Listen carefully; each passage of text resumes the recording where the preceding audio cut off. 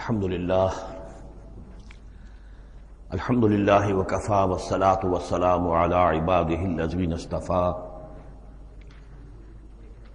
خصوصاً علی افضلہم وخاتم النبیین محمد الامین وعلی آلہ وصحبہ اجمعین اما بعد فقد قال اللہ تبارک وتعالی کما ورد فی سورۃ الاحزاب اعوذ باللہ من الشیطان الرجیم بسم اللہ الرحمن الرحیم یا ایھا الذین آمنوا اذکروا نعمت اللہ علیکم اذ جاءتکم جنود علیہم ریحا وجنودا لم تروها وکان اللہ بما تعملون بصیرا صدق اللہ العظیم رب اشرح لی صدری ویسر لی امری واحلل عقدۃ من لسانی یفقہوا قولی اللہم ربنا الہمنا رشدنا واعذنا من شرور انفسنا اللہم ارنا الحق حقا وارزقنا اتباعه وارنا الباطل باطلا وارزقنا اجتنابه اللہم وفقنا لما تحب وترضى اللہم ربنا آنس وحشتنا فی قبورنا وارحمنا بالقرآن العظیم اللہم اجعلہ لنا اماما ونورا وہدا ورحمہ اللہم ذکرنا منہ ما نسینا وعلمنا منہ ما جہلنا وارزقنا تلاوتہ آناء اللیل واطراف النہار واجعلہ لنا حجتا یا رب العالمین آمین۔ سورہ احزاب کے پہلے رکوع کا ہم ترجمہ کر چکے ہیں اور میں بتا چکا ہوں آپ کو کہ اس کا جو مضامین کا سلسلہ ہے وہ اب چوتھے رکوع کے ساتھ جڑے گا۔ درمیان میں جو دو رکوع آئے ہیں، دوسرا اور تیسرا، یہ دونوں غزوہ احزاب کے ضمن میں ہیں۔ غزوہ احزاب کا بھی جو کچھ مختصر سا تاریخی پس منظر اور اس کے حالات میں آپ کو بتا چکا ہوں کہ اللہ تعالیٰ نے ایسی سچویشن پیدا فرما دی کہ جس میں مسلمانوں کے لیے شدید ترین اور سخت ترین امتحان ہو گیا۔ جو میرا اپنا اندازہ ہے واللہ عالم، ذاتی اعتبار سے جس قدر شدید معاملہ حضور کے ساتھ ہوا ہے طائف میں، ذاتی اعتبار سے ظاہر بات ہے کہ وہاں شخصاً آپ پر ہوئی زیادتی جو ہوئی ہے اور ایک بہت بڑا امتحان اجتماعی سطح پر مسلمانوں کے لیے اسی شدت کا امتحان اور اسی درجے کی آزمائش جو ہے وہ غزوہ احزاب کے موقع پر آئی ہے۔ 12,000 کا لشکر آ کر مدینے کو گھیر کر پڑ گیا ہے، اور یہ کہ مدینے میں نہ صرف یہ کہ کل نفری 3,000 کی ہے جس میں منافقین بھی ہیں، پھر یہ کہ ان کی پشت پر وہ ایک قبیلہ جو ہے یہود کا بنو قریظہ، ابھی تک اس نے بدعہدی نہیں کی تھی لیکن اب پورا اندیشہ تھا کہ بدعہدی کرے گا، اور وہ چنانچہ اسی محاصرے کے دوران میں اس نے بدعہدی کی بھی، اور ان کی سلسلہ جنبانی ہو بھی گئی تھی باہر سے آنے والے جو حملہ آور تھے ان کے ساتھ۔ بہرحال اس صورتحال میں جبکہ رسد کی بہت کمی تھی، شدید قحط کی کیفیت تھی، شدید سردی کا موسم ہے، سردی میں ویسے بھی انسان کو غذا کی زیادہ ضرورت ہوتی ہے، اس حال میں پھر خندق کھودنی پڑی مسلمانوں کو۔ تو یہ سمجھیے کہ جو شدید ترین امتحان ہو سکتا تھا وہ اللہ نے لے لیا، جس کا نتیجہ کیا نکلا؟ جو منافق اپنے دلوں میں نفاق کو چھپائے ہوئے تھے وہ نفاق ظاہر ہو گیا، ان کی زبانوں پر آ گیا، اور یہی اصل میں آزمائش کا اصل مقصود ہے، لیمیز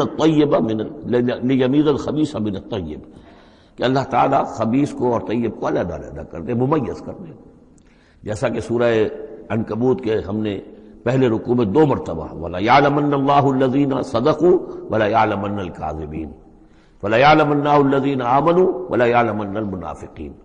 اللہ تعالیٰ واضح کر دے گا، کھول کر رکھ دے گا کہ کون ہے سچے اور کون ہے جھوٹے، یعنی کون ہے حقیقتاً مومن اور کون ہے منافق۔ تو اس کا یہ فنومینن ہے، یہ گویا کہ جیسے کہ اس وقت سن 5 نبوی میں شدید ترین حالات ہو گئے تھے غلاموں کے لیے، نوجوانوں کے لیے۔ ظاہر بات ہے کہ حضور پر تو اس طرح کی دست درازی نہیں کر سکتے تھے مکے کے لوگ، لیکن غلام تھے یا نوجوان تھے، ان کے اوپر جو ہے جس شدید قسم کی آزمائش آ گئی تھی، اسی طرح کی گویا کہ آزمائش سن 5 نبوی میں یہ غزوہ احزاب کی شکل میں مدنی دور میں آ گئی ہے۔ یہ 5 ہجری ہے، وہ 5 نبوی ہے۔ یا ایھا الذین آمنوا اذکروا نعمت اللہ علیکم، اہل ایمان یاد کرو اللہ کے اس انعام کو جو تم پر ہوا، اذ جاءتکم جنود، جب تمہارے پاس تم پر حملہ آور ہوئے بہت سے لشکر، بنو غطفان آئے، بنو فزارہ آئے مشرق کی طرف سے، اور جنوب اور مغرب کی طرف سے جو ہے چلے آ رہے ہیں قریش، اور ان کو جو ہے پوری سپورٹ حاصل ہے شمال سے یہود کی، ان میں وہ کہ بنو نذیر بھی ہیں کہ جو مدینہ ہی سے نکالے گئے تھے، اور اس کے علاوہ یہ کہ خیبر کے یہودی بھی ہیں۔ فارسلنا علیہم ریحن، تو جب وہ لشکر آ گئے تم پر حملہ آور ہوئے تو ہم نے ان پر ایک آندھی بھیج دی، ایک تیز جھکڑ بھیج دیا، وجنودا لم تروہا، وہ آندھی تو تم نے بھی دیکھی کہ آندھی آئی ہے، لیکن یہ کہ اور لشکر بھی ہم نے اتارے تھے جو تم نے نہیں دیکھے، یعنی فرشتے۔ وکان اللہ بما تعملون بصیرا، اور جو کچھ تم کر رہے تھے اللہ اسے دیکھ رہا تھا۔ کون اب کس کے منہ پر، کس کی زبان پر نفاق آ گیا ہے، کس کا ایمان اور پختہ ہو گیا ہے۔ تو یہ ایک جملے میں گویا کہ پوری داستان کو تو اللہ نے سمجھ لیا۔ 20-25 دن تک محاصرہ رہا، اکا دکا مبارزت ہوئی۔ عمرو بن عبد ود آیا، وہ ان کا بہت ہی پورے عرب کا معنی ہوا جو ہے، وہ شہ سوار بھی تھا اور بہت بڑا وہ لڑاکا آدمی، 90 برس کی عمر، لیکن یہ کہ اس کے مقابلے میں آنے کی کوئی جرت نہیں کرتا تھا۔ جب وہ آیا ہے اور اس نے اپنے گھوڑے کو وہ ایڑ لگائی ہے کہ چھلانگ مار کر پوری جو تھی وہ خندق اس کو پار کر کے آ گیا، اور اکیلا ادھر آ کے کھڑا ہو گیا کہ آؤ کوئی ہے تمہارا مقابلہ وہ جو مجھ سے کر سکے۔ بہرحال سب لوگ ششدر حیران کہ اب اس کے مقابلے میں کون جائے۔ بالآخر حضرت علی نکلے رضی اللہ تعالی عنہ، تو حضرت علی نے اس سے کہا، بلکہ اس نے کہا میرے مقابلے میں جو کوئی بھی آتا ہے، میری عادت ہے یہ کہ میں اسے پہلے 3 مواقع دیتا ہوں کہ وہ کوئی درخواست مجھ سے کرے جو منظور کر لوں۔ حضرت علی نے کہا میری پہلی درخواست یہ ہے کہ تم ایمان لے آؤ۔ نہیں یہ نہیں ہو سکتا۔ اچھا دوسری درخواست میری یہ ہے کہ تم جنگ سے واپس چلے جاؤ۔ انہوں نے کہا یہ بھی نہیں ہو سکتا۔ تیسری بولو۔ تو حضرت علی نے فرمایا اچھا آؤ اب پھر مقابلے میں آؤ، یہ تیسری درخواست یہ ہے کہ آؤ مجھ سے مقابلہ کرو۔ تو وہ ہنسا، قہقہ لگایا کہ میرا اندازہ نہیں تھا کہ پورے عرب میں کوئی شخص مجھے یہ بھی کہہ سکتا ہے کہ مجھ سے آؤ مقابلہ کرو۔ بہرحال حضرت علی نے اسے واصل جہنم کیا رضی اللہ تعالی عنہ وارضاہ۔ تو اس قسم کی اکی دکی مبارزتیں ہوئیں، کوئی باقاعدہ جس کو کہتے ہیں کوئی مٹ بھیڑ لشکروں کی وہ نہیں ہو سکی، لیکن یہ کہ 25 دن کا محاصرہ طول کھینچ گیا تھا۔ ادھر وہ حضرت نعیم ابن مسعود اشجعی نے جو بھی کچھ سلسلہ جلبانی کیا، کوئی سری جھوٹ تو نہیں بولا، لیکن یہ کہ ایک توریے کے انداز میں ایسی شکل پیدا کر دی کہ جس سے بنی قریظہ کے اور ان کے درمیان بھی کم سے کم بد اعتمادی ضرور پیدا ہو گئی فوری طور پر۔ پھر وہ آندھی آئی شدید، اور اللہ نے جو فرشتے بھیجے انہوں نے کیا کیا یہ ہمیں نہیں معلوم، کیا شکل اختیار کی، کہ بہرحال وہ سب کے سب اپنے پڑاؤ اٹھا کر اور چلے گئے۔ لیکن جو اس دوران صورت رہی ہے اس کا نقشہ کھینچا جا رہا ہے، اس جاؤکم من فوقکم ومن اسفل منکم، جبکہ وہ آئے لشکر تمہارے اوپر سے بھی تمہارے نیچے سے بھی۔ یہ جو جغرافیائی جو سلسلہ ہے عرب کا، میں نے کئی دفعہ آپ کو بتایا ہے کہ شمالاً جنوباً یہ جو حجاز کا پہاڑی سلسلہ چلتا ہے شمالاً جنوباً، اسی میں مکہ ہے، طائف ہے، مدینہ ہے، اسی کے آخر میں اوپر جا کر تبوک ہے۔ تو اس پہاڑی سلسلے اور ساحل کے درمیان ایک میدان ہے، یہ تہامہ کہلاتا ہے، تہامہ نیچے ہے، بہرحال میدان ہے وہ، تو اور پہاڑی سلسلہ آیا۔ پھر یہ کہیں 30 میل، کہیں 40، کہیں 50 میل چوڑا جو یہ پہاڑی سلسلہ، اس کے بعد جو آتا ہے وہ سطح مرتفع ہے، وہ اونچی سطح ہے، لیکن مرتفع اس میں پہاڑی سلسلہ نہیں ہے، سطح ہے۔ تو اس جاؤکم من فوقکم، تو گویا کہ جو ادھر سے آئے ہیں وہ اوپر سے آئے ہیں، جو مشرق سے آئے، بنو غطفان وغیرہ کے جو قبائل آئے، اور من اسفل منکم نیچے سے جو تہامہ کی طرف سے ہو کر آئے ہیں وہ قریش کا لشکر جو ہے کہ جو مکے سے ہو کر آیا ہے۔ وَإِذْ زَاغَتِ الْأَبْصَارُ، اور جبکہ نگاہیں کج ہو گئی تھیں، جسے ہم کہتے ہیں کہ نگاہیں پتھرا گئیں خوف کے مارے۔ وَبَلَغَتِ الْقُلُوبُ الْحَنَاجِرَ، اور جب دل جو ہے وہ حلق میں آ گئے تھے، ہنسلیوں میں آ کر پھنس گئے تھے۔ جب آدمی کے اوپر دہشت ہو تو اس طریقے سے معلوم ہوتا ہے، جسے ہم کہتے ہیں دل بلیوں اچھلنے لگا، تو معلوم ہوتا ہے جب دل کی دھڑکن تیز ہوتی ہے کہ شاید وہ نکل جائے گا یہاں سے۔ وَتَظُنُّونَ بِاللَّهِ الظُّنُونَ، اور تم پھر اللہ کے بارے میں بڑے طرح طرح کے گمان کر رہے تھے، اب دل میں تمہارے خیال آ رہے تھے۔ هُنَالِكَ ابْتُلِيَ الْمُؤْمِنُونَ، اس وقت اہل ایمان کا خوب امتحان لے لیا گیا، ابتلا خوب ہم نے کر لی، جانچ لیا، پرکھ لیا۔ وزلزلوا زلزالا شدیدا، اور وہ ہلا مارے گئے، جھنجھوڑ دیے گئے۔ وَإِذْ يَقُولُ الْمُنَافِقُونَ، اب نتیجہ کیا نکلا؟ جبکہ کہہ رہے تھے وہ منافق، وَالَّذِينَ فِي قُلُوبِهِم مَرَضٌ، اور جن کے دلوں میں روگ تھا، مَا وَعَدَنَا اللَّهُ وَرَسُولُهُ إِلَّا غُرُورًا، ہم سے اللہ اور اس کے رسول نے جو وعدے کیے تھے جھوٹے ثابت ہوئے، ہمیں سبز باغ دکھا کے مروا دیا اللہ نے اور اس کے رسول نے۔ ہم سے کہا تھا کہ قیصر و کسریٰ کی سلطنتیں تمہارے قلبوں میں آئیں گی، ہم سے کہا تھا اللہ کی مدد آئے گی، یہ کہاں اللہ کی مدد آئی؟ بعض منافقین نے کہا ہمارا حال تو یہ کہ ہم قضائے حاجت کے لیے باہر نہیں جا سکتے ہیں، ہم مدینے کے اندر محصور ہو گئے ہیں۔ ظاہر بات ہے کہ سینیٹیشن کا بھی کوئی نظام نہیں تھا، کس قدر وہاں پر اس سے ایک مسئلہ پیدا ہو چکا ہو، باہر نکل نہیں سکتے بالکل، تو قضائے حاجت وغیرہ بھی وہیں ہو رہی ہے۔ یہ ان کے منہ پر جو ہے، ان کی زبانوں پر جو اندر کا خبث تھا، اندر کی گندگی تھی، زبانوں پر آ گئی۔ ما وعدنا اللہ ورسولہ الا غرورا، نہیں وعدہ کیا تھا ہم سے اللہ اور اس کے رسول نے مگر جھوٹا، دھوکے کا وعدہ۔ وَإِذْ قَالَتْ طَائِفَةٌ مِّنْهُمْ يَا أَهْلَ يَثْرِبَ، اور جبکہ ان میں سے ایک گروہ یہاں تک کہہ رہا تھا اے یثرب والو، لا مقام لکم فارجعوا، اب تمہارا کوئی ٹھکانہ نہیں ہے، لوٹ جاؤ یہاں سے، کہاں تم مقابلہ کر سکتے ہو، یہ 12,000 کا لشکر آ گیا، کوئی ممکن ہے، کوئی امکان تمہیں نظر آتا ہے تو کسی طریقے سے کہیں سے بھاگنے کے لیے راستہ تلاش کرو۔ وَيَسْتَأْذِنُ فَرِيقٌ مِّنْهُمْ النَّبِيَّ، اور ان میں سے ایک گروہ جو ہے آ کر نبی سے اجازت طلب کر رہا تھا،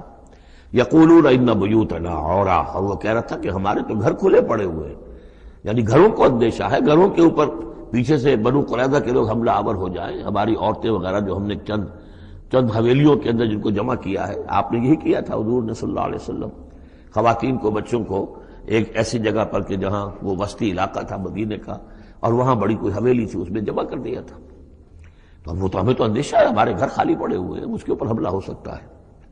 وما ہی اب عورا، حالانکہ وہ نہیں کھلے پڑے ہوئے تھے، اللہ تعالیٰ نے اور اللہ کے رسول نے پہرے وغیرہ کا بندوبست کیا ہوا تھا۔ ان یریدون الا فرارا، حقیقت میں وہ فرار چاہتے تھے، بھاگنا چاہتے تھے، یہ تو بہانہ تھا جو بنا رہے تھے، اصل میں جنگ سے پیٹھ دکھا کر بھاگنا مقصود تھا۔ وَلَوْ دُخِلَتْ عَلَيْهِمْ مِنْ أَقْطَارِهَا، اور اگر کہیں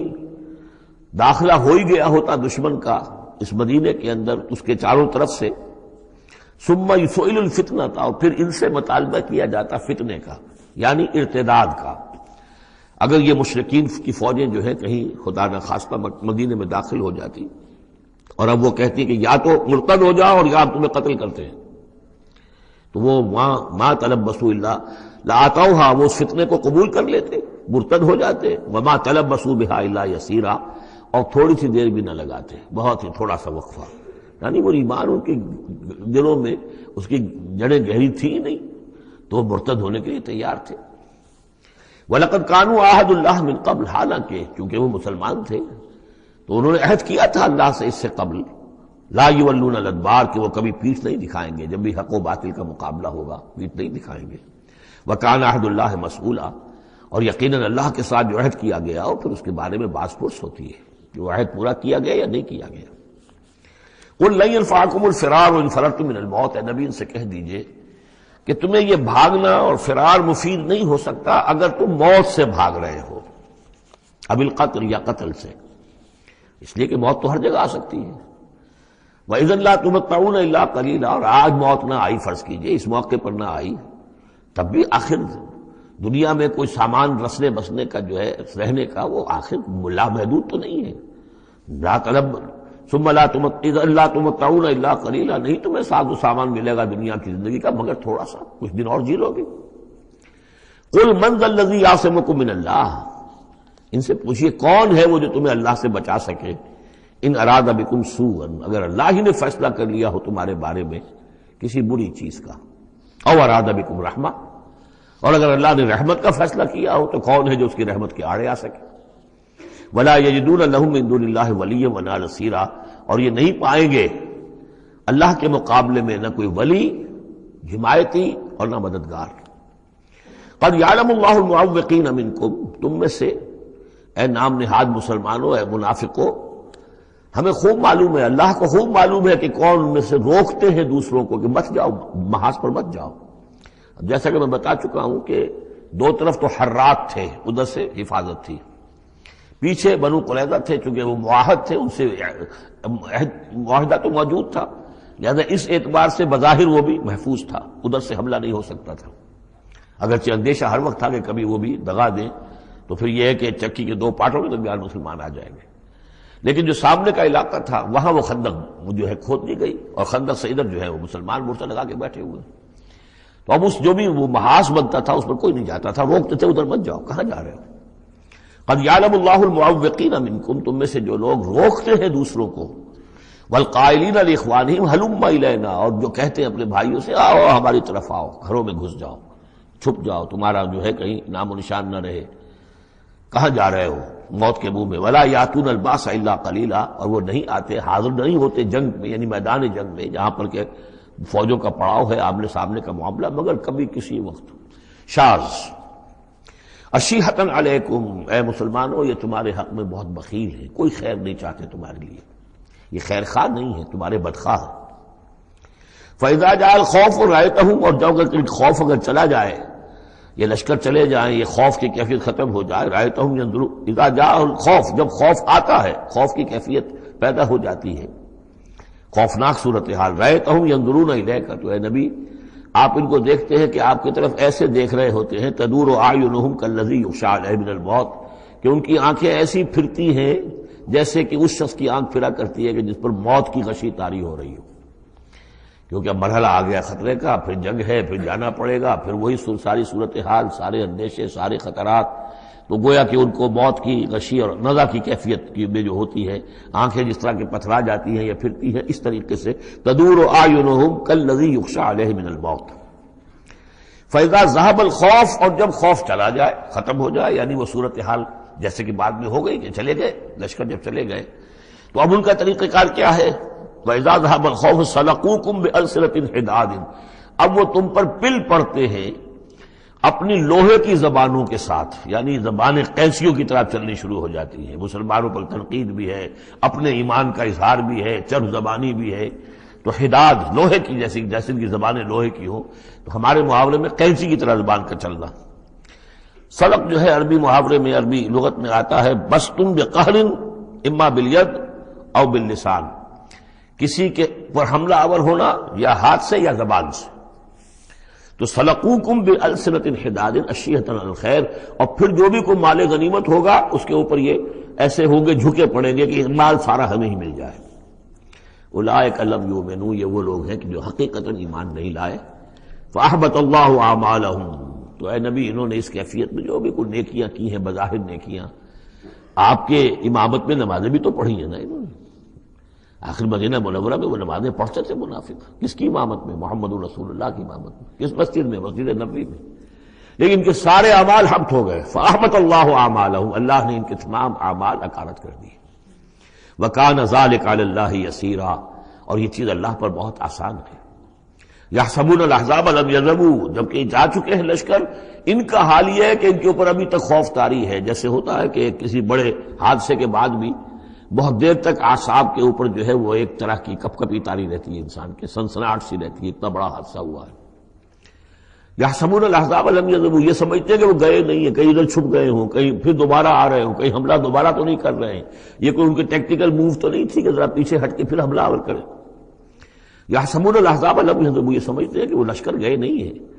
وَإِن یأتی الاحزاب، اور اگر کہیں دوبارہ وہ لشکر جو ہیں، وہ فوجیں جو ہیں دوبارہ کہیں حملہ آور ہو جائیں، یودوا لو انہم بادون فی الاعراب، تو ان کی بڑی خواہش ہوگی کاش کہ ہم مدینے کو چھوڑ کر کہیں ریگستانوں میں چلے گئے ہوتے، اور کہیں نخلستانوں میں جا کر آراب کی حیثیت کے ساتھ ہم ان کے ساتھ چلے گئے ہوتے، بادیہ نشینوں کے پاس۔ یسألونک عن انبائکم، اور وہاں سے اے مسلمانوں تمہاری خبریں معلوم کرتے رہتے، اب کیا ہوا، اونٹ کس کروٹ بیٹھا۔ وَلَوْ كَانُوا فِيكُمْ مَا قَاتَلُوا إِلَّا قَلِيلًا، اور اگر یہ تمہارے درمیان موجود بھی رہے تو قتال میں تو حصہ نہیں وہ لیتے مگر شاس دکھانے کے لیے، کھانا پوری جسے ہم کہتے ہیں۔ اب ایک کردار تو یہ ہے جو سامنے آ گیا، دوسرا کردار کیا ہے؟ لَقَدْ كَانَ لَكُمْ فِي رَسُولِ اللَّهِ أُسْوَةٌ حَسَنَةٌ، دوسرے کردار کا جو دوسری تصویر ہے، اس کا جو خورشید ہے، سورج ہے، وہ محمد رسول اللہ کا کردار ہے۔ فرمایا اے مسلمانوں تمہارے لیے اللہ کے رسول میں ایک اسوہ ہے، نمونہ ہے، بہترین نمونہ۔ اب یہ بات نوٹ کرنے کی ہے کہ یہ آیت ہمارے ہاں سیرت کی تقاریر ہوں، کوئی میلاد کی محفلیں ہوں، کوئی وعظ ہو تو اس میں بہت پڑھی جاتی ہے یہ آیت اسوہ حسنہ. لیکن عام طور پر ہمارے یہاں اسوہ حسنہ کیا ہے؟ چھوٹی چھوٹی سنتیں، ان کا تذکرہ ہوگا. مسواک کرنا بھی اسوہ ہے، ٹھیک ہے. اسی طریقے سے اور سنتیں ہیں. مسجد میں داخل ہو تو داہنا پاؤں آگے آنا چاہیے، بایاں نہیں، ٹھیک ہے، ہونا چاہیے، ایک شخص کو کرنا چاہیے، اہتمام کرنا چاہیے. حضور کا یہی معمول تھا. یہ سب بھی اسوے میں شامل ہے. اصل اسوہ یہ ہے کفر کے مقابلے میں جان ہتھیلی پر رکھ کر میدان میں آنا. یہ ہے اسوہ. یہ اسوہ ہماری نگاہوں سے اوجھل. محمد رسول اللہ کا مثالی کردار کس اعتبار سے؟ جب بھوک تھی شدید، حضور کو بھی بھوک تھی اور فاقہ تھا. جب صحابہ نے آ کے شکایت کی کہ حضور ناقابل برداشت ہو گئی ہے یہ بھوک، دیکھیے ہم نے اپنے پیٹوں پر پتھر باندھے ہوئے ہیں تاکہ یہ کہ معدے کو وہ جو ہنگر کنٹریکشنز ہوتی ہیں وہ نہ ہو، اس کو کم سے کم جھوٹا ہی صحیح ایک دلاسا ہو کہ کچھ بوجھ ہے میرے اوپر. وہ بوجھ چاہے پتھر کا ہو، کھانے کا نہ ہو. یہ سب پتھر باندھے ہوئے، کمر دوہری نہ ہو جائے ہماری. حضور نے اپنا کرتا اٹھا کے دکھایا، وہاں 2 پتھر بندھے ہوئے. اور اسی حال میں جب صحابہ کدالیں چلا رہے ہیں، کھود رہے ہیں، تو حضور جو ہے اپنے کندھے پر بڑے بڑے پتھر اٹھا کر لے جا کر اور باہر پھینک رہے ہیں. اسی میں آپ شریک ہیں پوری طریقے سے. یہ ہے اسوہ.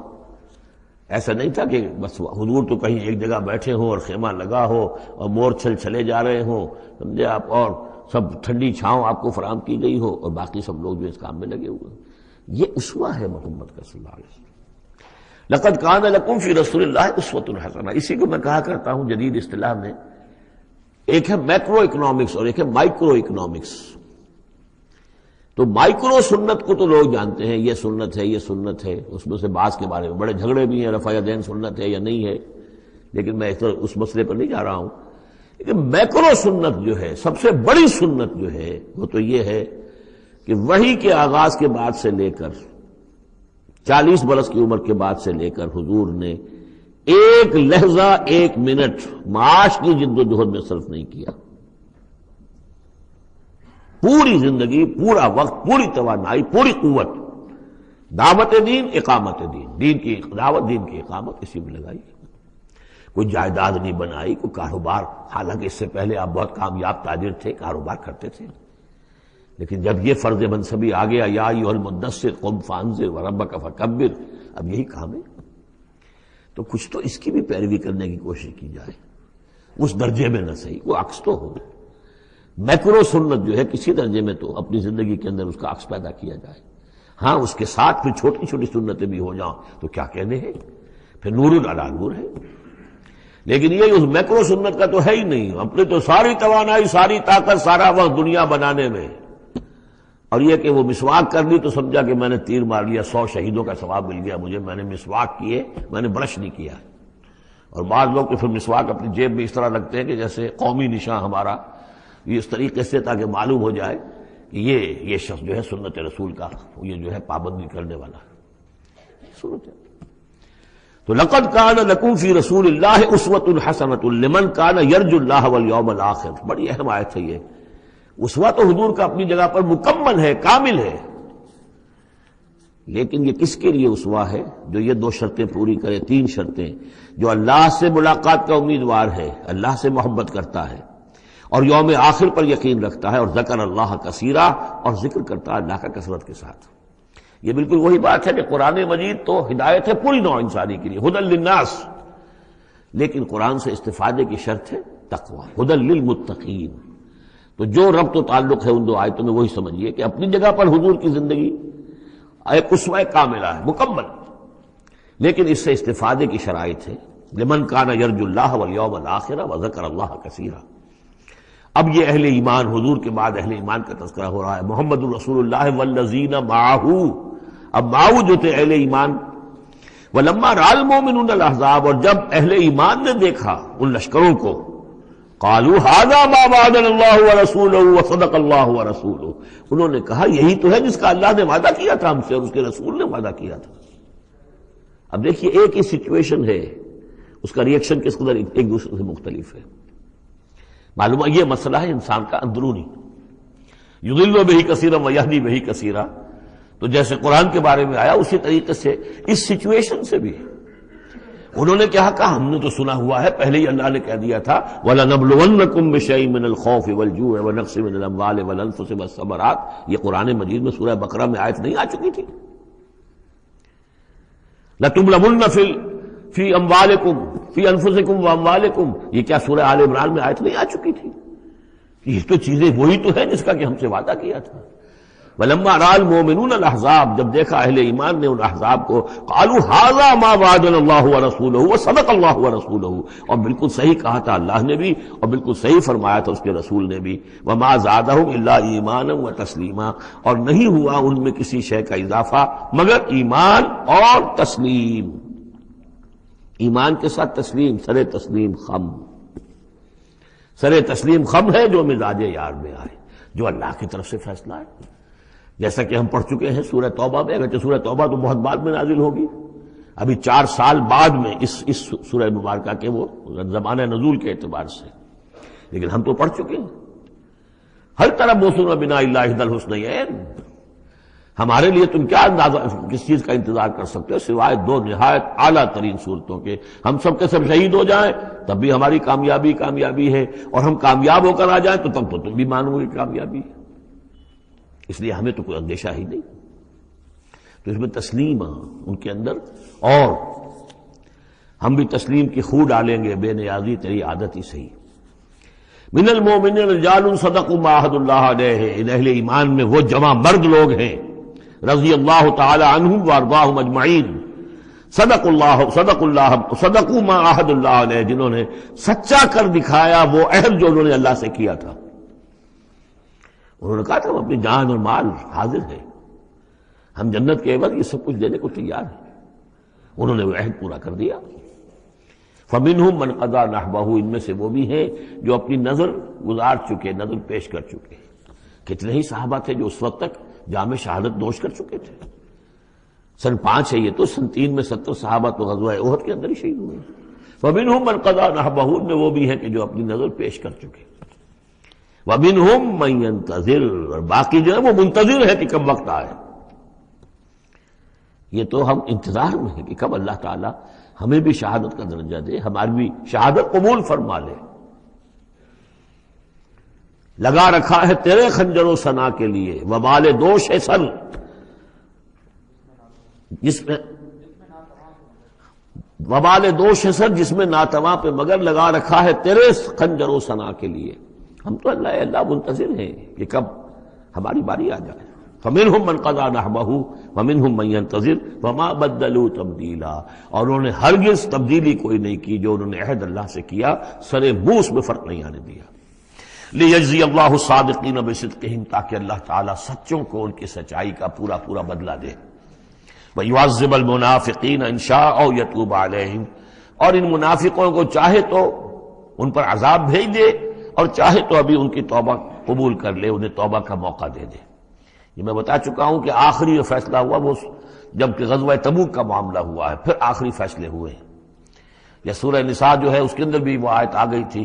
کہ فی الدرک الاسفل من النار، لیکن آخری چیز کہ اے نبی استغفر لہم او لا تستغفر لہم ان تستغفر لہم 70 مرۃ فلن یغفر اللہ لہم، کہ اب آپ ان منافقوں کے لیے استغفار کریں یا نہ کریں، اگر 70 مرتبہ بھی استغفار کریں گے تب بھی اللہ ان کو معاف نہیں فرمائے گا۔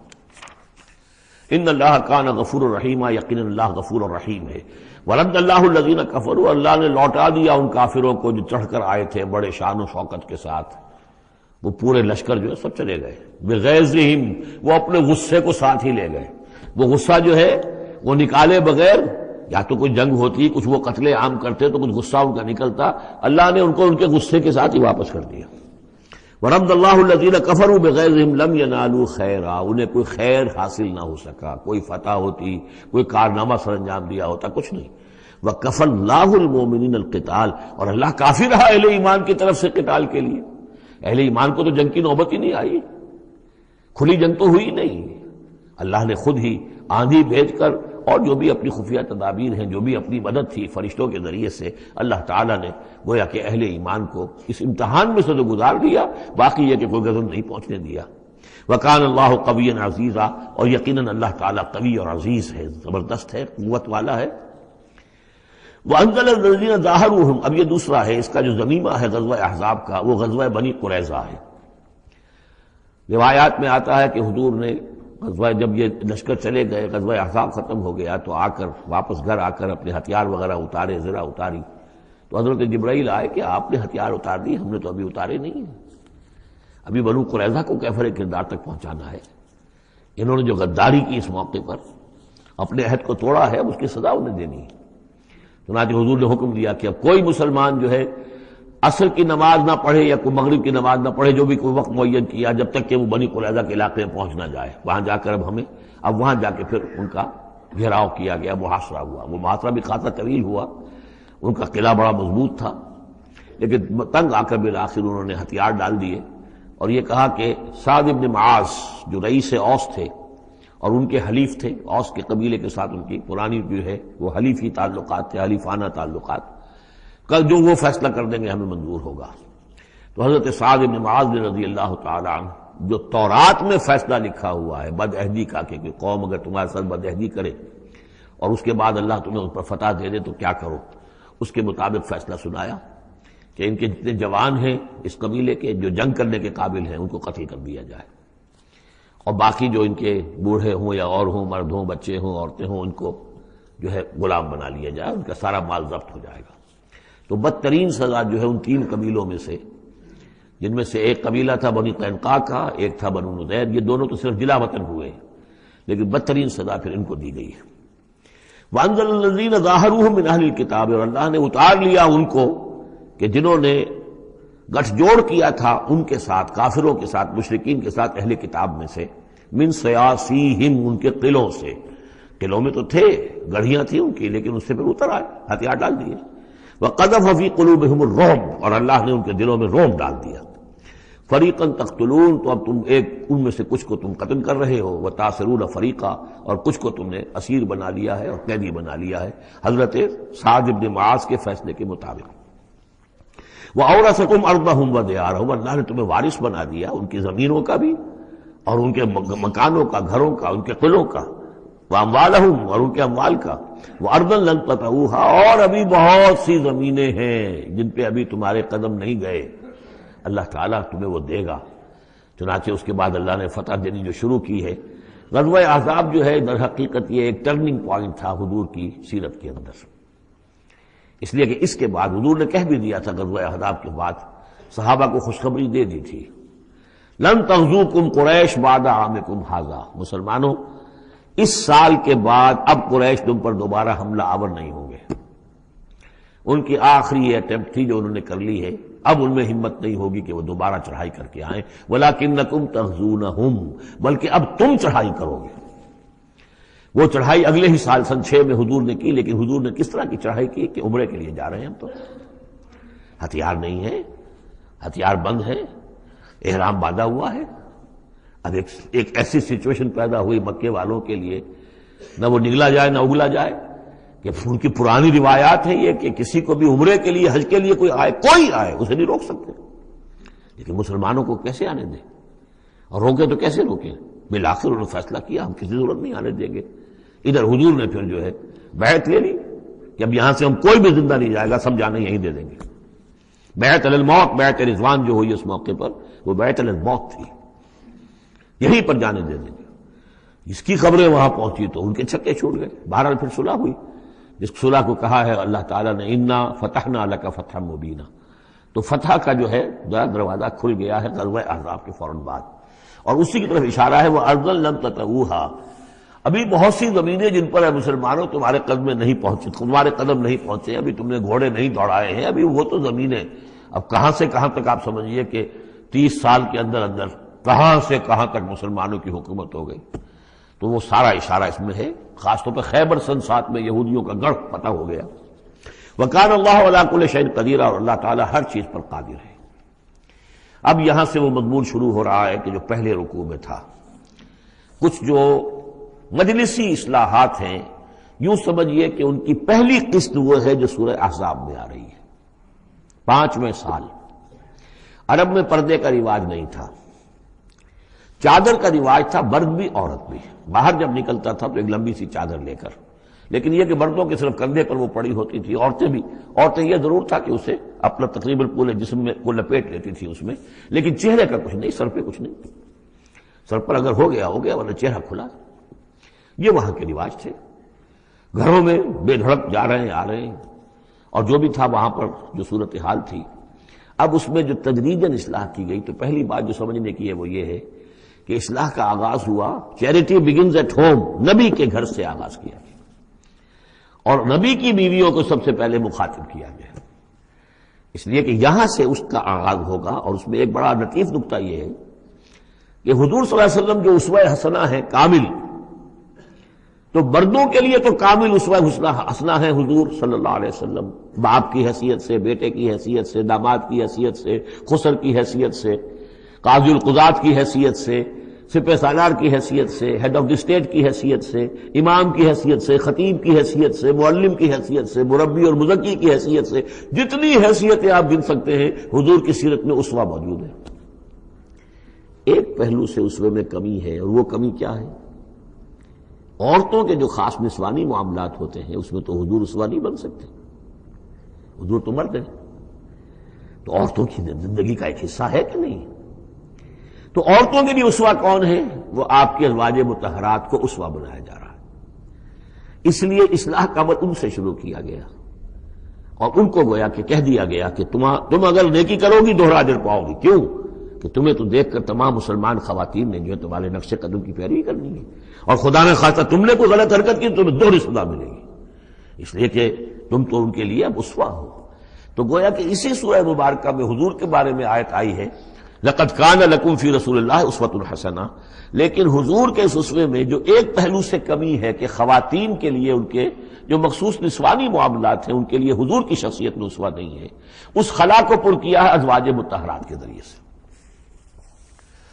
یا ایھا النبی قل لازواجک، اے نبی کہہ دیجئے اپنی بیویوں سے، ان کنتن تردن الحیاۃ الدنیا وزینتہا فتعالین امتعکن واسرحکن سراحا جمیلا۔ یہ واقعہ ایلا ہے۔ اب آپ کو معلوم ہے کہ جب مسلمانوں کے ہاں اب خوشحالی آ گئی، اب فتح کا دور شروع ہو گیا، مال غنیمت بھی آیا ہے،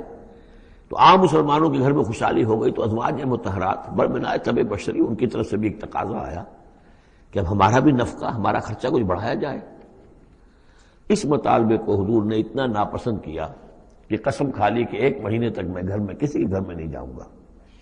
کسی اپنی اہلیہ محترمہ سے ملاقات نہیں کروں گا، اور مسجد کے ساتھ ہی ایک بالا خانہ سا تھا، اس میں آپ نے اپنا جو ہے وہ قیام کر لیا، تو ایک طوفان مچ گیا مدینے میں۔ اب حضرت ابوبکر کی بیٹی حضرت عائشہ حضور کے گھر میں ہے، حضرت عمر کی بیٹی حضرت حفصہ حضور کے گھر میں ہے کہ اب یہ کیا ہو رہا ہے، کیا ان کو طلاق ہو جائے گی، کیا ہوگا، حضور نے کیا فیصلہ کر لیا ہے؟ اس کو ایلا کہتے ہیں، کچھ عرصے کے لیے بیویوں سے قطع تعلق کر لینا، اور یہ سورہ الذین یولون من نسائہم اس کا حکم جو ہے وہ آ چکا، 4 مہینے سے زیادہ کی اجازت نہیں ہے، لیکن یہ کہ بہرحال یہ جب حضور نے کیا تو اس کے بعد پھر یہ آیات نازل ہوئیں کہ نبی اب آپ صاف 2 آپشنز رکھ دیجئے اپنی ازواج کے سامنے، اگر تو انہیں دنیا چاہیے تو وہ خود آیات ہی میں دیکھ لیجئے، ان کنتن تردن الحیات الدنیا، کہ اگر تو تم چاہتی ہو دنیا کی زندگی، اس کی زیبائش اور آرائش، وزینتہا فتعالین، آؤ امتعکن، میں تمہیں مال و متاع دے دوں گا، واسرحکن سراحا جمیلا، پھر میں اپنے گھر سے تمہیں رخصت کر دوں گا خوبصورتی کے ساتھ، کوئی دنگا نہیں، کوئی فساد نہیں، کوئی لڑائی نہیں، لیکن یہ کہ پھر تم میرے گھر میں نہیں رہ سکتی، پھر میں اپنے ہاتھ سے تمہیں رخصت کر دوں گا۔ وَإِن كُنتُنَّ تُرِدْنَ اللَّهَ وَرَسُولَهُ، اور اگر تم طالب ہو اللہ کی اور رسول کی، ان کی رضا چاہتی ہو، وَالدَّارَ الْآخِرَةَ، اور بجائے اس دنیا کے تم آخرت کا گھر جو ہے اس کی طالب بن جاؤ، فَإِنَّ اللَّهَ أَعَدَّ لِلْمُحْسِنَاتِ مِنْكُمْ أَجْرًا عَظِيمًا، تو اللہ تعالیٰ نے تم جیسی نیک بیویوں کے لیے اللہ تعالیٰ نے بہت بڑا اجر جو ہے وہ فراہم کیا ہے، تیار کیا ہے۔ یعنی اب آپشن تمہارا ہے، اگر دنیا کی آسائش چاہیے تو آؤ، فیصلہ کر لو، چوز کر لو، چوائس از یورس، میں تمہیں مال و متاع دے کر اپنے گھر سے رخصت کر دوں گا خوبصورتی کے ساتھ، اور اگر میرے ہاں رہنا ہے تو پھر تو یہی ہے، فقر ہے، فاقہ ہے، جو اختیاری فقر تھا آپ کا۔ اس میں ظاہر بات واقعہ یہی ہے کہ جب یہ بات رکھی گئی سب سے پہلے حضرت عائشہ نے کہا میں تو اللہ اور اس کے رسول کو منتخب کرتی ہوں، اور ایک ایک کر کے تمام ازواج نے یہ کہا، اپنے تمام مطالبات سے وہ دستبردار ہو گئی، اور پوری زندگی اس طرح گزری ہے کہ کبھی 2 وقت جو ہے چولہا گرم نہیں ہوا ہے محمد کے گھر میں صلی اللہ علیہ، کسی بھی گھر میں، کسی بھی زوجہ محترمہ کے گھر میں۔ یا نساء النبی من یات منکن بفاحشۃ مبینۃ، اے نبی کی بیویوں، اگر خدا نہ خواستہ بالفرض تم میں سے کسی کی طرف سے کسی کھلی بے حیائی کا ارتکاب ہوا، یضاف لہ العذاب ضعفین، اسے عذاب دیا جائے گا دگنا، وکان ذلک علی اللہ یسیرا، اور یہ اللہ پر بہت آسان ہے، یہ نہ سمجھنا نبی کی بیویاں تو نبی ہمیں بچا لے گا۔ اسی لیے قرآن مجید میں بار بار آتا ہے حضرت نوح کی بیوی، حضرت لوط کی بیوی، حضرت لوط کی بیوی کا ذکر بہت زیادہ ہے۔ نبی بھی اپنی بیوی کو نہیں بچا سکتا، اگر اس کا اپنا کردار غلط ہے، اس کا اپنا جو رویہ ہے صحیح نہیں ہے، اگر اس ایمان اور عمل صالح سے محروم ہے تو کچھ نہیں۔ چنانچہ حضور نے ایک مرتبہ اپنے قریبی گھرانے کی جو خواتین تھیں ان کو بٹھایا اور ایک ایک کا نام لے کر کہا ہے، یا فاطمہ بنت محمد صلی اللہ علیہ وسلم انقذی نفسک من النار فانی لا املک لک من اللہ شیئا، اے فاطمہ محمد کی بیٹی، خود اپنے آپ کو آگ سے بچاؤ، نکالو اپنے آپ کو آگ سے اپنے عمل سے، اس لیے کہ مجھے اللہ کے ہاں کوئی اختیار تمہارے بارے میں حاصل نہیں ہوگا، اگر فاطمہ کے بارے میں نہیں تو پھر کس کے بارے میں؟ یا صفیہ امت رسول اللہ، اے صفیہ اللہ کے رسول کی پھوپھی، انقذی نفسک من النار فانی لا املک لک من اللہ شیئا، اپنے آپ کو جہنم کی آگ سے بچانے کی کوشش کرو، اس سے نکالو اپنے آپ کو، اور میں قیامت کے دن، میں اللہ کے محاسبے کے وقت میں تمہارے کام نہیں آ سکوں گا۔ وَمَن يَقْنُتْ مِنكُنَّ لِلَّهِ وَرَسُولِهِ، تو اب جو کوئی بھی تم میں سے اللہ اور اس کے رسول کی اطاعت پر کاربند ہو جائے، فرما برداری اختیار کرے، وَتَعْمَلْ صَالِحًا، اور نیک عمل کرے، نُؤْتِهَا أَجْرَهَا مَرَّتَيْن، تو اسے ہم اس کا اجر بھی دیں گے دوہرا۔ غلطی کرو گی تو سزا دگنی، اور صحیح طرز عمل ہوگا ایمان اور عمل صالح والا تو اجر بھی تمہارا دگنا ہوگا۔ اعتدنا لها رزقا کریما، اور اس کے لیے اللہ تعالیٰ نے، ہم نے بہت ہی رزق کریم باعزت روزی کا اہتمام جنات کے اندر کیا ہوا ہے۔ یا نساء النبی لستن کاحد من النساء، اے نبی کی بیویوں تم عام عورتوں کے مانند نہیں ہو، تم نبی کی بیویاں ہو۔ یہاں اس کو سمجھ لیجیے، مراد کیا ہے کہ تمہیں اسوہ بننا ہے امت کی تمام خواتین کے لیے تا قیام قیامت۔ لستن کاحد من النساء، اب پہلی ہدایت یہ دی گئی ان اتقیتن فلا تخضعن بالقول، ظاہر بات ہے وہ پہلی یوں سمجھیے کہ جو میں معاشرے کا نقشہ میں کھینچ چکا ہوں تو لوگ آتے تھے گفتگو کرتے تھے بے دھڑک۔ پہلی بات تو یہ آپ نے فرمائی کہ اگر تم تقویٰ دل میں رکھو اور لوگوں سے بات کرتے ہوئے اپنی آواز میں لوچ پیدا نہ کرو، نرمی پیدا نہ کرو۔ ظاہر بات ہے عورت کی آواز اس کے اندر مرد کے لیے کشش ہے، اور اگر کہیں طرح اس میں لوچ بھی ہو تو اگر کسی کے دل میں کوئی خباثت ہے، کوئی گندگی ہے، منافق بھی تو اسی معاشرے میں تھے نا، اور وہ تو کوئی موقع نہیں جانے دینا چاہتے تھے کوئی سکینڈل اٹھانے کا حضور کے خلاف اگر ہو جائے۔ سورہ نور میں ہم پڑھ چکے ہیں کہ حضرت عائشہ تک پر توبت لگ گئی۔ تو یہ کہ اگر فیطمع الذی فی قلبہ مرض، کہ کہیں تم تو اپنی شرافت اور مروت کی وجہ سے نرم انداز میں بات کرو، اور جس کے دل میں کوئی روگ ہے، منافقت کا روگ ہے، بیماری ہے، وہ کوئی اور ہی امید لگا لے کہ شاید ان کی کوئی توقع، شاید میں یعنی یہاں پہ اگر کوئی محنت کروں، کوشش کروں تو شاید میری دال گل جائے، کسی بری نیت اور ارادے کو دل میں پال لے۔ وَقُلْنَ قَوْلًا مَعْرُوفًا، بات کرو بڑی معروف انداز میں، لیکن انداز جو ہے اس میں وہ سختی کا ہونا چاہیے بجائے اس کے کہ اس کے اندر وہ نرمی ہو اور شیرینی ہو۔ وَقَرْنَ فِي بُيُوتِكُنَّ، دوسری ہدایت اپنے گھروں کے اندر قرار پکڑو، تمہارا اصل مقام جو ہے وہ گھر ہے۔ اب یہ اصول دیے جا رہے ہیں، یعنی سمجھیے کہ یہ اصلاحات جو ہو رہی ہیں، مخلوط معاشرہ نہیں ہے اسلامی معاشرہ، عورت کا اصل مقام اس کا گھر ہے، ماں کی حیثیت سے، بہن کی حیثیت سے، بیٹی کی حیثیت سے، بیوی کی حیثیت، گھر کے اندر۔ وَقَرْنَ فِي بُيُوتِكُنَّ وَلَا تَبَرَّجْنَ تَبَرُّجَ الْجَاهِلِيَّةِ الْأُولَىٰ، اور مت نکلو باہر بن سنور کر جیسے کہ جاہلیت اولا میں رواج تھا۔ جاہلیت، پچھلی جاہلیت جو تھی اسلام کے آنے سے پہلے جو تہذیب، جو کلچر وہاں تھا، وہ طریقتکم المثلیٰ، وہ بھی کہتے ہوں گے کہ ہمارا بڑا مثالی کلچر ہے یہ، اس کلچر کو اب چھوڑو، اور یہ جو بند سمر کر باہر نکلنے والی بات ہے کہ تبرج کہتے ہیں کہ نمایاں ہونا، یعنی عورت اگر بناؤ سنگار کر کے نکلتی ہے مردوں میں تو کیا چاہتی ہے؟ وہی چاہتی ہے کہ لوگوں کی نگاہیں میری طرف اٹھے، میں توجہات کا مرکز بن جاؤں، یہ کام اب چھوڑ دو بالکل. اگر خدا نے خواستہ کہیں ہے بھی کسی کا کوئی پس منظر میں تو اس کی دوسری ہدایت یہ ہے گھروں میں قرار پکڑو، گھروں میں رہو، گھروں میں بیٹھو. وَقَرْنَ فِي بُيُوتِكُنَّ وَلَا تَبَرَّجْنَ تَبَرُّجَ الْجَاهِلِيَّةِ الْأُولَىٰ وَأَقِمْنَ الصَّلَاةَ وَآتِينَ الزَّكَاةَ وَأَطِعْنَ اللَّهَ وَرَسُولَهُ، اور نماز قائم کرو اور زکوٰۃ ادا کرو اور اللہ کی اور اس کے رسول کی اطاعت پر کاربند رہو. انما يريد الله ليذهب عنكم الرجس اهل البيت ويطهركم تطهيرا.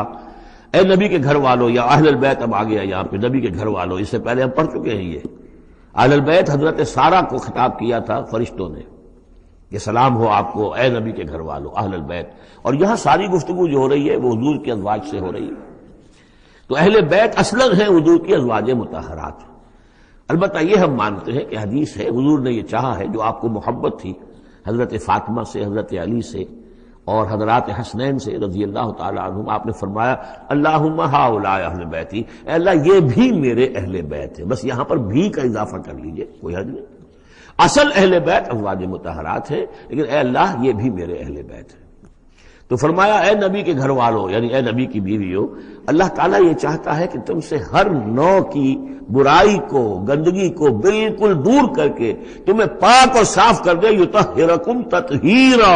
پوری طرح پاک اور صاف کر دے. کیوں؟ تمہیں اسوہ بننا ہے، تمہیں نمونہ بننا ہے. نمونہ تو بے داغ ہونا چاہیے، جیسے محمد رسول اللہ صلی اللہ علیہ وسلم کی شخصیت ہے، آئیڈیل پرسنالٹی، آئیڈیل، تو آئیڈیل تو بے داغ ہونا چاہیے. اسی طریقے سے تم جس مقام پر ہو کہ اب خواتین امت کے لیے، پوری امت مسلمہ کی عورتوں کے لیے تمہیں اسوہ بننا ہے. وَاذْكُرْنَ مَا يُتْلَىٰ فِي بُيُوتِكُنَّ، اور ذرا یاد کیا کرو جو کچھ کے تلاوت کی جاتی ہے تمہارے گھروں میں، من آیات اللہ، اللہ کی آیات میں سے. تمہارے گھروں میں وہی اترتی ہے محمد رسول اللہ صلی اللہ علیہ وسلم. بلکہ ایک خاص جو مقام ہے حضرت عائشہ کا، وہ تو حضور نے فرمایا ہے کہ کسی اور میری بیوی کے لحاف میں، جبکہ ایک ہی لحاف میں حضور بھی تھے اور حضرت عائشہ بھی تھی، تو مجھ پر وہی نازل نہیں ہوئی سوائے عائشہ کے لحاف کے. لحاف کے اندر بھی وہی نازل ہو رہی ہے.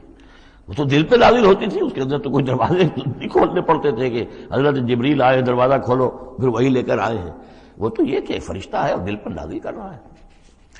تو فرمایا کہ تمہارے گھروں میں اللہ کی آیات کی تلاوت کی جا رہی ہے، والحکمہ، اور نبی کی زبان مبارک سے جو احادیث ہے جو آپ بیان کر رہے ہیں، سب سے بڑھ کر تو تمہارے سامنے آ رہی ہے حکمت، حکمت نبوی، یعنی وہ جو وحی خفی ہے اس کا بھی سب سے بڑھ کر تمہارے سامنے جو ہے چرچا ہو رہا ہے. ان اللہ کان لطیفا خبیرا، یقین اللہ تعالیٰ بہت باریک بین ہے اور باخبر ہے. اب وہ آیت آ گئی ہے، آیت نمبر 35 جس کا میں نے تذکرہ کیا تھا، سورہ نور کی آیت نمبر 35. وہ ہے حقیقت ایمان پر. اللہ نور السماوات والارض مثل نورہ کمشکاۃ فیہا مصباح المصباح فی زجاجہ الزجاجۃ کأنہا کوکب دری یوقد من شجرۃ مبارکۃ زیتونۃ لا شرقیۃ ولا غربیہ یکاد زیتھا یضیء ولو لم تمسسہ نار نور علی نور یہدی اللہ لنورہ من یشاء ویضرب اللہ الامثال للناس واللہ بکل شیء علیم. یہ ایک آیت ہے، بڑی آیت ہے. ایمان کی ماہیت، ایمان کی حقیقت، ایمان کے اجزاء ترکیبی. اب اس ایمان کا ظہور جو انسانی شخصیت میں ہوتا ہے، اور اس کو اب یہاں پہ 10 صفات جو ہے گنوائی گئی ہیں. لیکن چونکہ یہاں پہ اس سورہ مبارکہ کا بھی اور سورہ نور کا بھی، جیسا کہ ان دونوں کا مضمون یہ ہے کہ وہ جو معاشرتی اصلاح اور ان میں خواتین جو ہیں ان کے مسائل کو خاص طور پہ لایا جا رہا ہے. تو عام طور پر تو قرآن میں یہ ہے کہ جو حکم بھی ہے وہ مذکر کے صیغے میں آ جاتا ہے، مردوں سے خطاب کر کے، لیکن عورتیں بھی اس کی مخاطب ہیں. اسے برسبیل تغلیب کہتے ہیں، قاعدہ ہے کہ بظاہر خطاب ہے اقیم الصلاۃ، مذکر کا صیغہ ہے، لیکن یہ خطاب جو ہے یہ عورتوں سے بھی ہے.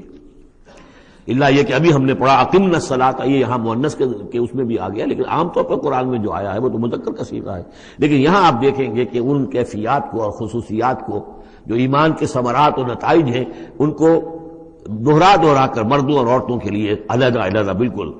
پوری صراحت کے ساتھ.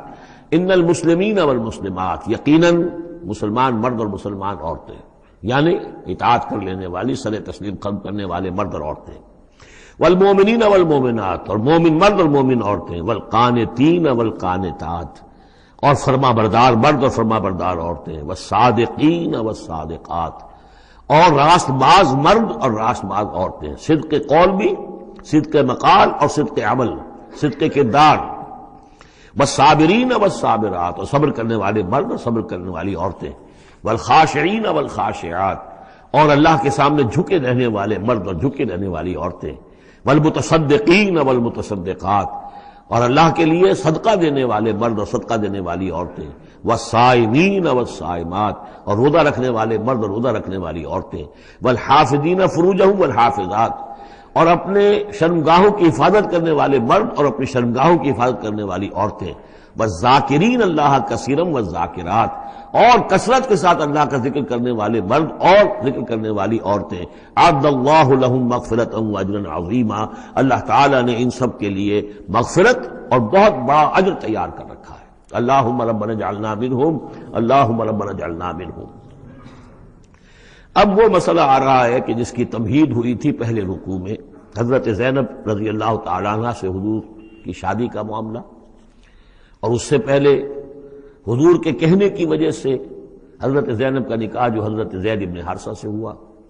پھر زید ابن حارثہ رضی اللہ تعالیٰ عنہ نے جو ان کو طلاق دینی چاہی، پھر حضور کے دل میں جو یہ خیال ہوا کہ میں نے پہلے تو حکم دے کر نکاح پر مجبور کیا، اب اگر یہ داغ لگ جاتا ہے زینب کو تو گویا کہ پھر تو ایک ہی شکل رہ جائے گی اس کی دل جوئی کی، تلافی کی، کہ میں خود نکاح کروں۔ اب میں خود نکاح کروں گا تو چونکہ زید میرا منہ بولا بیٹا رہا ہے پہلے، ایک طوفان اٹھ کھڑا ہوگا، حالانکہ اس میں بات کوئی نہیں تھی، لیکن یہ کہ حضور نے اس کی وجہ سے یہ سمجھا کہ یہ مصلحت کے خلاف ہوگا، تو اسی گویا کہ آپ اسی ششپنج میں تھے کہ یہ آیات نازل ہو گئی۔ پہلی آیت میں تذکرہ ہے اس کا کہ جو حضور کے کہنے کی بنا پر حضرت زینب اور ان کے بھائی آمادہ ہوئے نکاح پر، ورنہ وہ آمادہ نہیں تھے زید بن حارثہ سے نکاح پر۔ وما كان لمؤمن ولا مؤمنة اذا قضى الله ورسوله امرا ان يكون لهم الخيرة من امرهم، یہ کسی بھی مومن مرد اور کسی بھی مومن عورت کے لیے یہ روا نہیں ہے کہ جب اللہ اور اس کا رسول کسی شے کا فیصلہ کر دیں تو پھر بھی انہیں یہ خیال ہو کہ ہمارے پاس آپشن باقی ہے، ہمیں اختیار حاصل ہے۔ وَمَن يَعْصِ اللَّهَ وَرَسُولَهُ فَقَدْ ضَلَّ ضَلَالًا بَعِيدًا، جو اللہ اور اس کے رسول کی نافرمانی کریں گے انہوں نے تو گویا کہ بہت بڑی گمراہی جو ہے وہ حاصل کر لی۔ تو یہ گویا کہ ایک تو یہ کہ اس کو عام ہم لیں گے تو یہ ہر معاملے کے اوپر ہے کہ اللہ اور اس کے رسول کے فیصلے کے بعد پھر میں یہ سمجھوں کہ میرے پاس کوئی آپشن ہے، تو اس کا مطلب ہے کہ میں اللہ کا انکار کر رہا ہوں، رسول کا انکار کر رہا ہوں۔ پس منظر میں وہی ہے کہ حضور کی فرمائش جو تھی ابتداءً تو چونکہ امیمہ ابن عبد المطلب حضور کی پھپھی تھی جن کی بیٹی ہیں حضرت زینب، اس کا اونچا خاندان ہے، اور ادھر یہ ہے کہ حضرت زید ابن حارثہ غلام رہے ہیں، اگرچہ تھے شریف خاندانوں میں سے عرب کے، لیکن کبھی انہیں کہیں پکڑ کر کہیں کسی نے لا کر غلام بنا کر بیچ دیا تھا تو داغ تو لگ گیا غلامی کا، اور اس معاشرے میں وہ داغ پھر دھلتا نہیں تھا ایک دفعہ لگ جانے کے بعد۔ تو اس وجہ سے اب انہوں نے حضور کے لیے حضور کے فرمانے کی وجہ سے نکاح کیا، اس کے بعد نہیں ان کی نبھی آپس میں، اور اس میں گمان غالب یہ ہے کہ حضرت زینب انہیں وہ نہیں دے سکی احترام اور ادب اور ان کی مرضی پر چلنے کا معاملہ، جیسا کہ ایک عورت کو فصالحات و قانتات حافظات للغیب جو رویہ ہونا چاہیے، اب وہ اپنے جذبات اور احساسات کے اوپر اس درجے جو ہے وہ کنٹرول نہ کر سکی، لہذا ان کے مابین جو ہے وہ موافقت نہیں ہوئی۔ تو حضرت زید نے کئی دفعہ کہا کہ حضور میں پھر ان کو فارغ کر دینا چاہتا ہوں، طلاق دینا چاہتا ہوں۔ استقول للذی انعم اللہ علیہ وانعمت علیہ امسک علیک زوجک، اے نبی جب آپ کہتے تھے اب اس شخص سے کہ جس پر اللہ نے بھی انعام فرمایا اور آپ نے بھی انعام فرمایا، آپ نے اسے آزاد کر دیا، اپنا منہ بولا بیٹا بنایا تھا، یہ دوسری بات ہے کہ اللہ نے وہ بات ختم کر دی، یہ تو زید ابن محمد کہلاتا تھا، اب یہ زید ابن حارثہ رہ گیا دوبارہ۔ آپ اس سے کہتے رہے امسک علیک زوجک، نہیں اپنی بیوی کو روکے رکھو، گھر میں آباد رکھو، ذرا اور کوشش کرو، ذرا اور کہ مزاجوں کی موافقت ہو جائے، واتق اللہ، اللہ سے ڈرو، اللہ کا تقوی اختیار کرو، وتخفی فی نفسک ما اللہ مبدیہ، اور آپ اپنے دل میں چھپائے ہوئے تھے وہ بات جو جس کو کہ اللہ تعالیٰ اللہ مبدی، جسے اللہ تعالیٰ کھولنا چاہتا ہے، وتخشى الناس، آپ لوگوں سے ڈر رہے تھے، واللہ احق ان تخشاہ، جبکہ اللہ زیادہ حقدار ہے اس کا کہ آپ اس سے ڈریں۔ فلما قضى زید منها وطرا، تو جب زید نے اس سے آخری قطع تعلق کر لیا، یعنی زکوٰۃ بھی دے دی، وہ طلاق بھی دے دی اور پھر عدت بھی پوری ہو گئی، زوجناکہا، اے نبی ہم نے تزویج کر دی ہے اس کی تمہارے ساتھ، زوجہ بنا دیا ہے، ہم نے نکاح کر دیا ہے۔ حضرت زینب پھر یہ کہا کرتی تھیں دوسری ازواج مطہرات سے، فخر کرتی تھیں کہ تمہارے نکاح سب کے جو ہیں زمین پر ہوئے، میرا نکاح آسمان پر ہوا ہے۔ جب حضور نے شادی کی ان سے پھر تو اللہ نے نکاح کیا، اللہ نے نکاح پڑھایا ہے۔ زوجناکہا، ہم نے اسے آپ کی زوجیت میں دے دیا۔ کہ لا یکون علی المؤمنین حرج فی ازواج ادعیائہم، تاکہ یہ آئندہ کے لیے یہ جاہلی رسم کا خاتمہ ہو جائے اور منہ بولے بیٹوں کی بیویوں کے بارے میں اہل ایمان پر کوئی تنگی نہ رہے۔ منہ بولا بیٹا تھا، اس کی بیوی تھی، بیٹا فرض کیجیے فوت ہو گیا وہ، تو اس کی بیوی سے وہ بیوہ ہو گئی ہے تو آپ شادی کر سکتے ہیں۔ اسی طریقے سے اگر وہ اس کو طلاق دے دی ہے شادی کر سکتا ہے۔ یہ محرمات ابدیہ میں سے نہیں ہے، محرمات ابدیہ کی فہرست سورہ نساء کے اندر آ چکی ہے۔ وَكَانَ أَمْرُ اللَّهِ مَفْعُولًا، اور یہ تو اللہ کا وہ فیصلہ تھا کہ جو بہرحال پورا ہو کر رہنا تھا۔ یعنی یہ سب کچھ جو ہوا ہے نبی، اس میں بھی ہماری حکمت تھی، مصلحت تھی۔ کسی اور کے ذریعے سے یہ بات ہوتا تو یہ رسم ٹوٹتی نہ۔ بعض چیزیں رسمیں ایسی ہوتی ہیں کہ اتنی گہری ہوتی ہیں، ان کے اوپر لوگوں کا اتنا جو وثوق ہوتا ہے، یہ تو جب تک آپ کے ذریعے سے یہ رسم جو ہے غلط نہ ٹوٹتی تو اس کے ٹوٹنے کا امکان نہیں تھا۔ ہم نے اس کے لیے یہ سارا معاملہ کیا ہے۔ ما کان علی النبی من حرج فیما فرض اللہ لہ، نبی پر کوئی حرج نہیں ہے، کوئی مضائقہ نہیں ہے اس چیز میں جو اللہ نے اس کے اوپر عائد کر دی ہے، فرض کر دی ہے۔ سنت اللہ فی الذین خلو من قبل، اور یہ اللہ کا وہ طریقہ ہے جو ان لوگوں کے بارے میں رہا جو پہلے گزر چکے۔ اللہ کے نبیوں کے ساتھ، رسولوں کے ساتھ اللہ کا یہی معاملہ رہا ہے۔ وَكَانَ أَمْرُ اللَّهِ قَدَرًا مَقْدُورًا، اور یہ تو اللہ کا وہ معاملہ تھا کہ جو گویا کہ طے تھا، مقرر ہو چکا تھا، ہماری مشیت میں یہ پہلے سے طے تھا۔ الَّذِينَ يُبَلِّغُونَ رِسَالَاتِ اللَّهِ، وہ اللہ کے نبی کہ جو ہم اللہ کے پیغامات کو پہنچانے پر مامور ہوتے ہیں، وَيَخْشَوْنَهُ، اور صرف اسی سے ڈرتے ہیں، وَلَا يَخْشَوْنَ أَحَدًا إِلَّا اللَّهَ، اور نہیں ڈرتے کسی اور سے اللہ کے سوا، وَكَفَى بِاللَّهِ حَسِيبًا، اور اللہ تعالیٰ کافی ہے کفایت کرنے والا یا حساب لینے والا۔ مَا كَانَ مُحَمَّدٌ أَبَا أَحَدٍ مِّن رِجَالِكُمْ، دیکھو محمد تم میں سے کسی مرد کے باپ نہیں ہے۔ حضور کو اللہ تعالیٰ نے اولاد نرینہ نہیں دی، جو دی تھی بچپن ہی میں اسے اٹھا لیا۔ آخری عمر میں بھی یہ سمجھیے کہ حضرت ان کا نام کیا تھا، ماریہ قبطیہ، ان کے بطن سے حضرت ابراہیم کی ولادت ہوئی ہے۔ اور یہ ایک عجیب مسئلہ ہے کہ حضرت ابراہیم کے عقد میں یا آپ کے نکاح میں آئیں ہاجرہ، وہ بھی مصر کی تھیں جن سے اسماعیل کی ولادت ہوئی۔ اسماعیل کی نسل میں حضور ہیں صلی اللہ علیہ وسلم، پھر مصر ہی سے ماریہ قبطیہ آ رہی ہیں، اور ان کے بطن سے جو بیٹا ہوا اس کا نام حضور نے ابراہیم رکھا۔ اور حضور کو بہت محبوب بھی تھا، لیکن وہ بہت ہی چھوٹا ہستہ تھا، بچپن میں ہی فوت ہو گیا ہے، اور حضور کو اس کا افسوس بھی ہوا۔ یا ابراہیم انا لفراقک محزونون، یا ابراہیم ہم تمہاری جدائی سے بڑے محزون ہیں، ہمیں رنج ہے۔ بہرحال ما کان محمد ابا احد من رجالکم، تمہارے مردوں میں سے کسی کے باپ نہیں ہے۔ یہ زید بن حارثہ کے باپ نہیں ہے۔ زید بن حارثہ منہ بولا بیٹا تھا، اب جب کہ ہم نے حکم نازل کر دیا ہے اب وہ سلسلہ منقطع ہو گیا۔ ولیکن رسول اللہ و خاتم النبیین، بلکہ یہ اللہ کے رسول ہیں اور نبیوں کی مہر ہیں۔ اب نبوت ختم ہو رہی ہے ان پر، اب کوئی نبی آنے والا نہیں، لہذا جتنی بھی رسومات جاہلیت کی تھیں اگر ان کے ذریعے سے وہ ختم نہ ہو تو پھر کس کے ذریعے سے ختم ہوگی؟ یہ ہے اس میں جو دلیل مضمر ہے کہ یہ جو کڑوا گھونٹ ہے محمد صلی اللہ علیہ وسلم تو آپ کو کرنا ہی تھا، اس لیے کہ یہ جاہلانہ رسمیں جو ہیں اگر آپ اس کے اندر یہ اقدام نہ کرتے اور آپ نے اپنے منہ بولے بیٹے کی بیوی سے اگر شادی نہ کی ہوتی تو یہ رسم ختم نہیں ہو سکتی تھی۔ اور یہی بات بتائی جا رہی ہے لوگوں کو، ما کان محمد ابا احد من رجالکم ولکن رسول اللہ و خاتم النبیین، وہ تو اللہ کے رسول ہیں اور خاتم النبیین۔ اب اس میں ایک بڑا باریک نقطہ ہے، وہ نوٹ کر لیجئے، رسالت حضور کی دائم و قائم ہے، چل رہی ہے ابھی تک۔ فرق صرف یہ ہے کہ اس وقت تک براہ راست آپ بنفس نفیس اپنی رسالت کے فرائض ادا کر رہے تھے، اب بائی پراکسی ہے، اب امت کے ذریعے سے ہے۔ جو بھی آپ کے امتی ہیں، جو بھی دین کے خادم ہیں، جو بھی قرآن کے پیغام کو پہنچا رہے ہیں، جہاں جہاں تک پہنچا رہے ہیں وہ رسالت محمدی کا پیغام پہنچ رہا ہے، رسالت محمد کی ہے صلی اللہ علیہ وسلم۔ جیسے کہ ہم نے سورہ انعام میں آیت پڑھی تھی، اوحی الی ھذا القرآن لانذرکم بہ ومن بلغ، اے نبی ان سے کہہ دیجئے یہ قرآن مجھ پر وحی کیا گیا ہے تاکہ اس کے ذریعے سے میں تمہیں بھی خبردار کر دوں اور جسے بھی یہ قرآن پہنچ جائے۔ اسی لیے امت کو آپ ہدایت دے کر گئے تھے، فَلْيُبَلِّغِ الشَّاهِدُ الْغَائِبَ، اب یہ تمہارا کام ہے اس قرآن کی تبلیغ کرو اور پہنچاؤ، جو بھی یہاں نہیں ہے ان تک پہنچاؤ۔ تو گویا کہ رسالت محمدی ختم نہیں ہوئی ہے، رسالت محمدی تو چل رہی ہے، لہذا ختم کا لفظ جو آیا ہے وہ رسالت کے ساتھ نہیں آیا، نبوت کے ساتھ آیا۔ نبوت ختم ہو گئی جب وحی کا دروازہ بند ہو گیا، نبوت ختم ہو گئی۔ نبوت محمدی آپ کی ذات کے ساتھ تھی، وہ جیسے ہی آپ کی ذات جو ہے وہ اس دنیا سے اس نے پردہ کیا، اس کے ساتھ ہی آپ کی وہ نبوت کا دروازہ بند ہو گیا. لیکن رسالت محمدی وہ تو دائم و قائم ہے. اسی لیے یاد دیکھیے ولیکن رسول اللہ ہے وخاتم النبیین، آپ تو اللہ کے رسول ہیں اور دائم ہیں اور قائم ہیں، اور خاتم النبیین ہیں اور نبیوں کی مہر ہے. وکان اللہ بکل شیء علیما، اور یقیناً اللہ تو ہر چیز کا علم رکھنے والا ہے. صدق اللہ العظیم. میرے حساب